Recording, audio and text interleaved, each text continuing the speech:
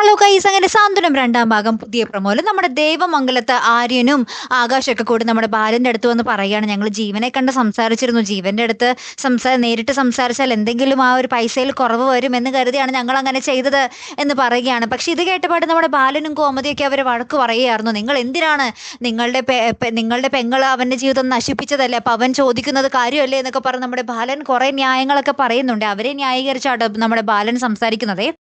പിന്നീട് നമ്മുടെ അനുശ്രീനാട്ടോ കാണിക്കുന്നത്. അനുശ്രീ ആണെങ്കിൽ നല്ല കുറേ കവറൊക്കെ ആയിട്ട് കുറേ ഷോപ്പിംഗ് ഒക്കെ നടത്തി കുറേ അറഞ്ചും പുറഞ്ഞ ഡ്രസ്സൊക്കെ ആയിട്ട് വീട്ടിൽ തിരികെ വരുവാണ്. അപ്പോൾ ഇത് കാണുമ്പോൾ നമ്മുടെ അലോക ആകെ ഞെട്ടി നിൽക്കുവാണേ.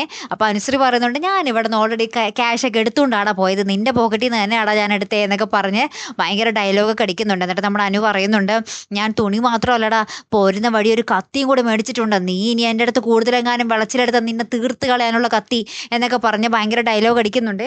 പിറ്റേ ദിവസം നമ്മുടെ അനു നമ്മുടെ ഗോമതിനെ കാണുകയാണ്. അപ്പോൾ ഗോമതിയുടെ അടുത്തേക്ക് നമ്മുടെ അമ്മേ എന്നും പറഞ്ഞ് വിളിച്ച് ചെല്ലുമ്പോൾ തന്നെ നമ്മുടെ ഗോമതി കയ്യിലുണ്ടായിരുന്ന ഒരു ബക്കറ്റ് വെള്ളം അങ്ങനെ തന്നെ നമ്മുടെ അനുവിൻ്റെ ദേഹത്തേക്ക് കൊട്ടി ഒഴിച്ചിട്ട്, ആരാടി നിന്റെ അമ്മ എന്നൊക്കെ പറഞ്ഞ് ഇങ്ങനെ ദേഷ്യപ്പെട്ട് നിൽക്കുന്ന ഒരു രംഗങ്ങളാട്ടോ കൂട്ടുകാരെ ഏറ്റവും ഒടുവിൽ നമുക്ക് കാണുവാൻ സാധിച്ചതേ.